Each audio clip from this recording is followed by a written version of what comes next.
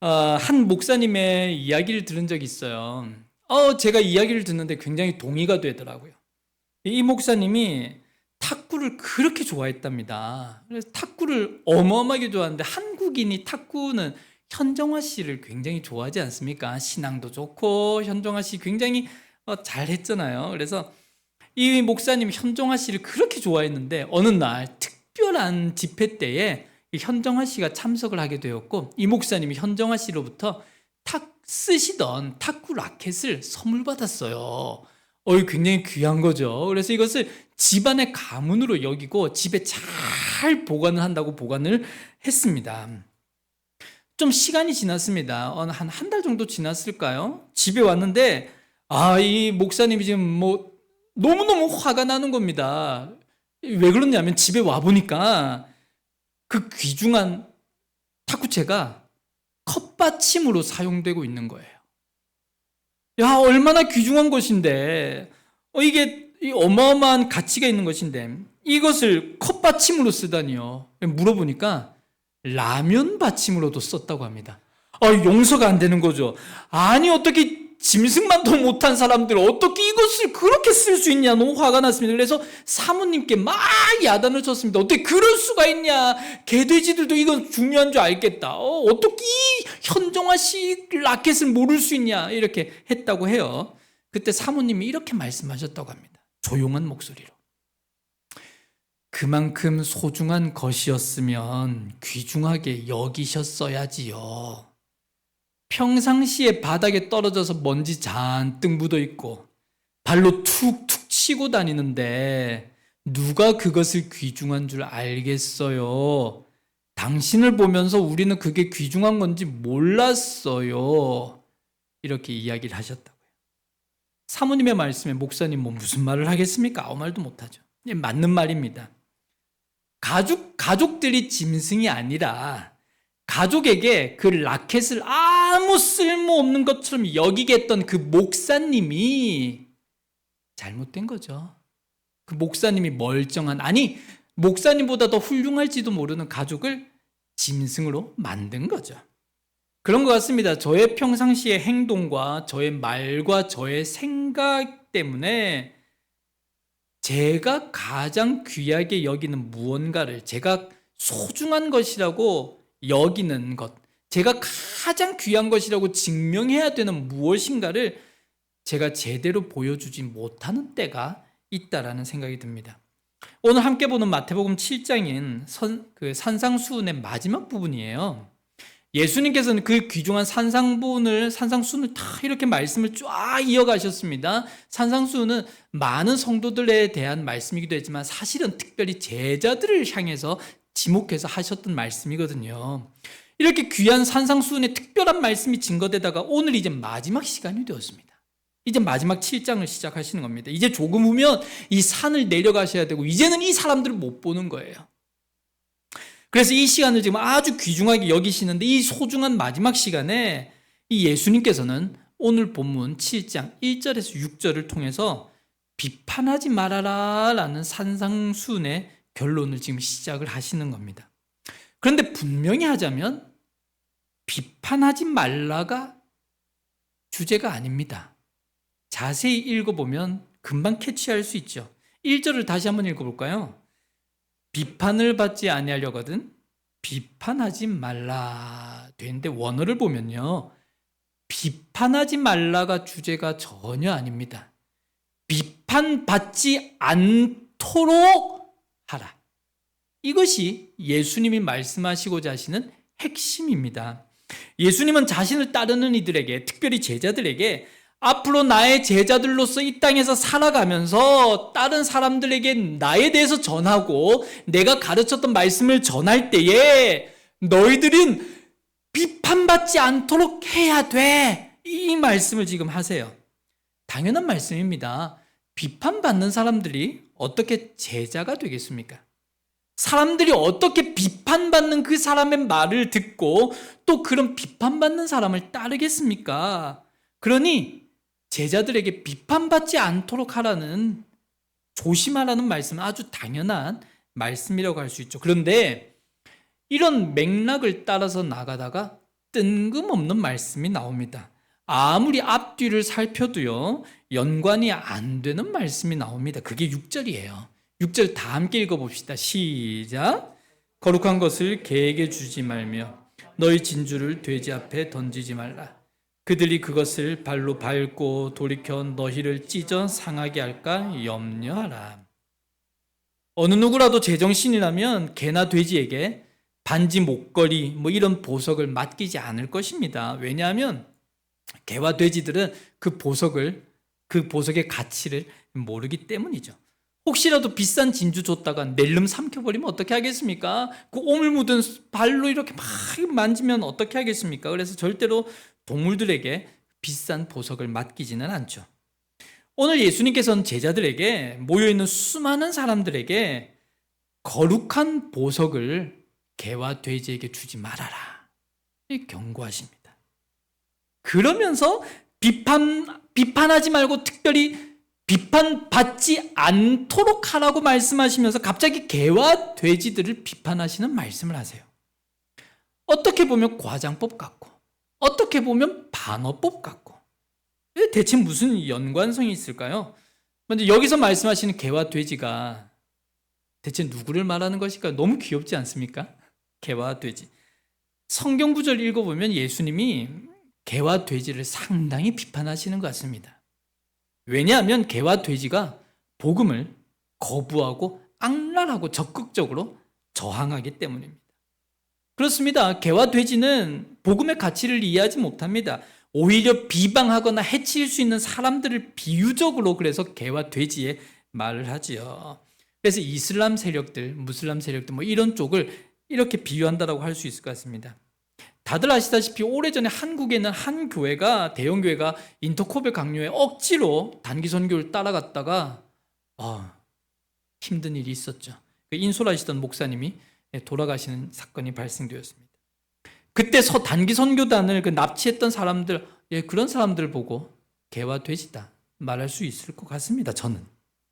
그래서 유명한 종교 개혁자인 칼빈은 구원의 은혜를 모르는 자들은 개와 돼지에 비할 수 있다, 이렇게 이야기를 했고요. 또 많은 설교가들이 외식하는 유대인들을 개와 돼지로 설명을 했습니다. 맞는 말이죠. 하나님의 복음을 조롱하는 자, 하나님을 모욕하는 자, 구원의 은혜를 나는 싫어, 외식하게 행동하는 사람들, 이런 사람들 다 개와 돼지에 속한다라고 말할 수 있을 것 같습니다.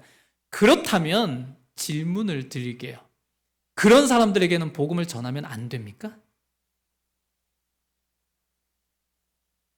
이슬람과 무슬림이 있는 지역으로는 찬양도 부르면 안 됩니까? 오늘 본문에서 우리 예수님이 저들은 개와 돼지 같은 구원받을 자격이 없는 그런 지옥에 가야 할 인생들이니 절대로 저들에게 복음을 전달하지 마! 이런 말씀을 오늘 하고 계시나요? 아니죠. 복음 앞에서 모든 사람들은 평등합니다. 우리가 복음을 받은 것처럼 또 죄인 중에 괴수였던 바울이 복음을 받은 것처럼 또 이슬람과 무슬림 사람들도 복음을 받아야 합니다. 하지만 이런 사람들에게는 복음을 전할 때 조심해야 하죠. 섣불리 복음을 전한다고 다가갔다가는 문제에 봉착할 수도 있습니다. 북한을 여행하면서 동네 다니면서 막 사람들에게 김일성과 김정일과 김정은은 인간이다, 조만간에 쟤들은 죽으면 지옥 간다 라고, 그러니 너희들은 예수님을 믿어라 라고 소리치면서 다녀보십시오. 전도가 되겠습니까? 지하교회 성도들 더 핍박받죠. 힘들어질 것입니다. 그래서 지혜가 필요하고요, 신중하게 기도하며 접근해야 됩니다. 그래서 우리는 오늘의 개와 돼지에 관계된 말씀, 비판받지 않도록 하라부터 해서 이렇게 연결되는 말씀을 복음을 조롱하고 모욕하는 자들에게 말씀 전할 때 신중하고 조심하라는 뜻으로 이해할 수 있을 것 같습니다. 하지만 저는요, 오늘 말씀을 약간 거꾸로 한번 생각을 해봤으면 좋겠습니다. 제가 그래서 성경 말씀도 거꾸로 뒤집었습니다. 오늘 우리 주님께서 우리에게 가르쳐 주시는 말씀을 보고 있으면 왠지 개와 돼지들을 조심하라고만 하시는 것이 아닌 것 같아요. 개와 돼지들을 저주하고 책망하는 말씀이 주제가 아닌 것 같습니다. 뭔가 우리를 향해 숨어있는 메시지가 있는 것 같습니다. 왜냐하면 오늘 예수님께서는 비판하지 말라고 안 하셨어요. 비판받지 말라고 하셨지요. 그러니 우리는 사람들을 개와 돼지라고 비판하기 전에 왜 그들이 우리의 복음을 조롱하고 모욕하는지, 왜 우리의 복음이 비판받는지를 먼저 생각을 해볼 수 있어야 합니다. 혹시 이런 생각 해보셨습니까? 그들이 그렇게 복음을 거부하고 개와 돼지가 되기로 결심한 이유가 혹시 하나님의 자녀들이라는 우리들 때문이 아닐까요? 말만 하고 믿음은 없는 성도의 모습 때문에 그들이 교회를 모욕하는 게 아닐까요? 말로는 주의 교회 섬긴다고 하면서 교회 바닥 한번 쓸지 않는, 말로는 예배가 그렇게 소중하다고 하면서 매일 10분씩 지각해요. 말씀을 목숨처럼 지킨다고 하면서 일주일 내도록 성경 한 번을 펴보지 않습니다. 예수님의 길을 따른다고 하면서도 도덕적이고 거룩한 삶을 살지 않아요. 우리 가정, 우리 직장, 우리 동료들, 우리가 만나는 사람들 위해서 전혀 섬기거나 희생하지 않습니다. 세상과 동일하게, 아니 세상 사람들보다도 더 죄로 뒤범벅이 돼 말과 행동과 생각을 하면서 우리가 살아가고 있으면서 도리어 세상 사람들을 비판하는 우리 때문에 세상이 환멸을 느끼고 복음을 거부하는 게 아닐까요? 그래서 그런 기독교인들이 전하는 복음을 외면하는 게 아닌가 저는 생각을 해봅니다. 한국에서는 기독교를 개독교라고 부른답니다. 어디 가서 당당히 내가 예수님을 믿는다고 하나님의 자녀라고 말하기가 부끄러운 나라가 되었습니다. 왜냐하면 세상 사람들이 악해졌기 때문이 아니죠. 바로 성도들이 성도답지 않아서 그렇습니다. 요즘 매스컴에 자주 뜨고 있는 전모 목사, 사실 그의 말이나 행동을 보면 그는 이미 목사가 아닙니다. 하나님 나한테 혼나. 그런 막말을 하는 사람이 목사입니까? 그건 아니죠. 그래서 한국 교회에서는 이미 그 사람의 신앙 사상을 기독교가 아닌 것으로 결론을 내렸습니다.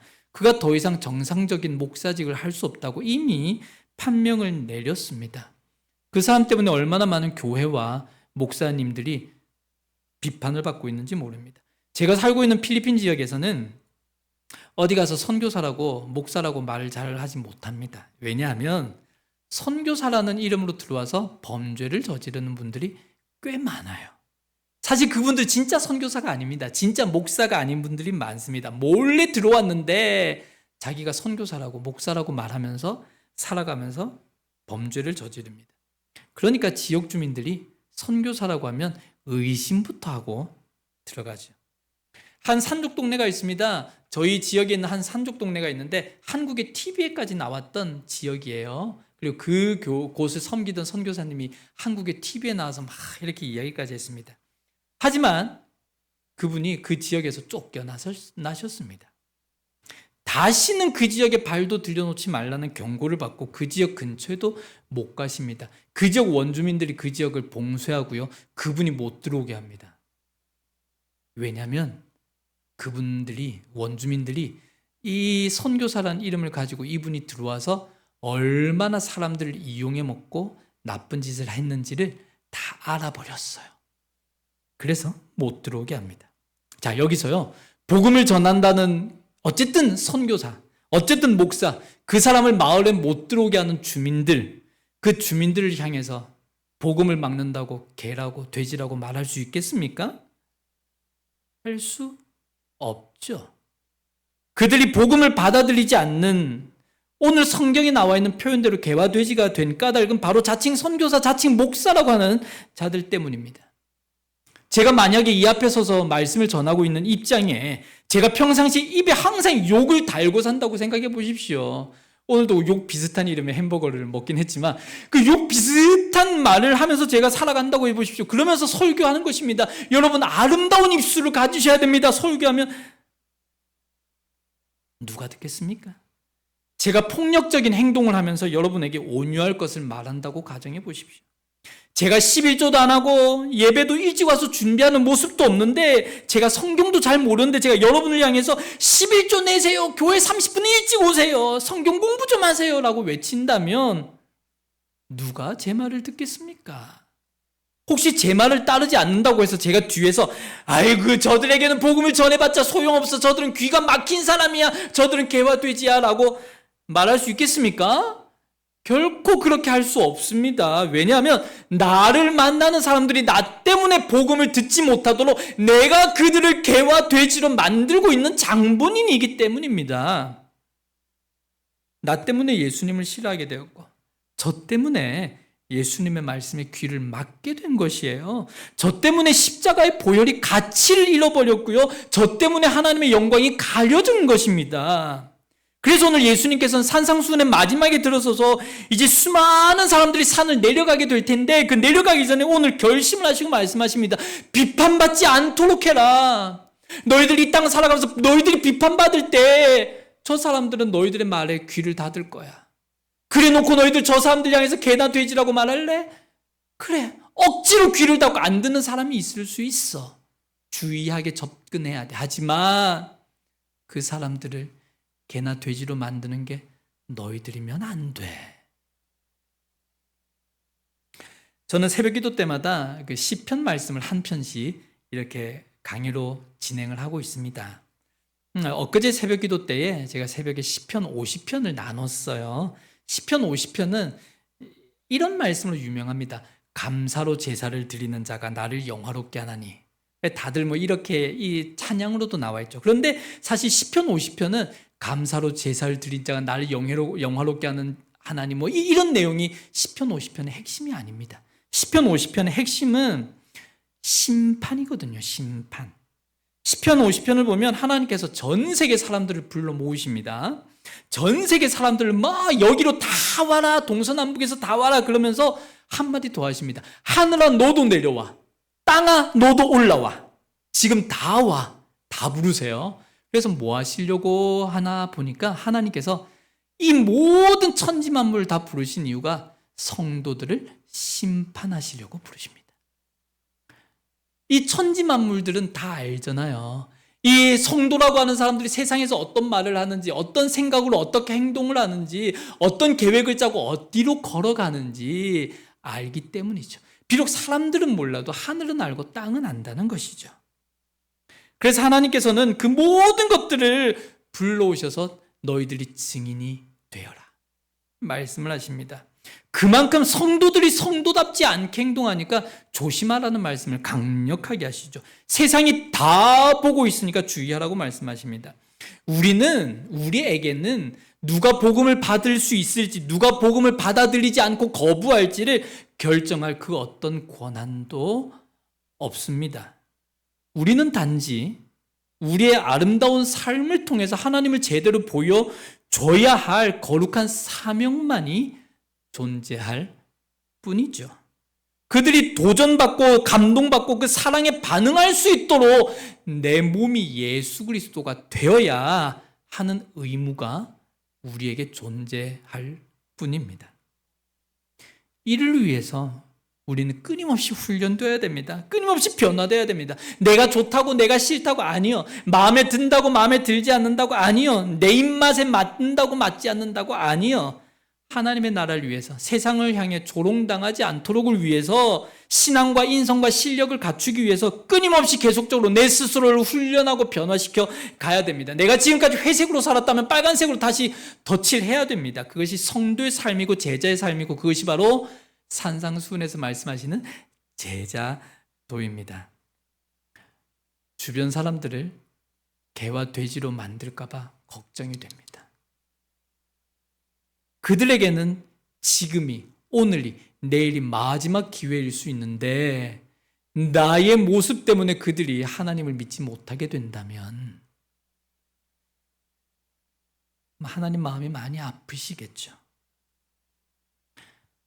하나님의 사람으로서, 제자로서 이 땅에 소금과 빛의 자리를 잘 감당하여서 우리를 만나는 사람들마다 주의 복음을 저주하는 것이 아니라 우리들의 삶 때문에, 우리들의 평상시의 아름다운 생각과 아름다운 말 때문에 우리들을 만나는 사람이 교회를, 예수님을, 복음을 사랑할 수밖에 없도록 그렇게 살아가는 우리가 되었으면 좋겠습니다. 우리 이 찬양 한번 하시죠. 내가 어떤 찬양을 들려야 가사 내용이 맞을 수 있을까 고민을 하다가 이 찬양을 선택을 했습니다. 주님의 말씀 앞에 살아간 제자라고 하는, 성도라고 하는 우리가 어떻게 살아야 되겠나, 이 찬양에서 다 말해주더라고요. 이 찬양 함께 부르고 나서 우리 함께 기도하고 마치고자 합니다. 주의 말씀 앞에 선 당신은, 주의 말씀 앞에 선 당신은 참된 예배자, 그토록 찾으시던 하나님의 기쁨, 이 세상을 향한 거룩한 생명빛 되어 이 세상을 위한 구원의 소망 되어 영원한 하나님의 나라 함께 세워가리. 주의 부르심 따라 당신의 삶을 드릴 때 세상은 당신 안에서 주의 영광 보리라.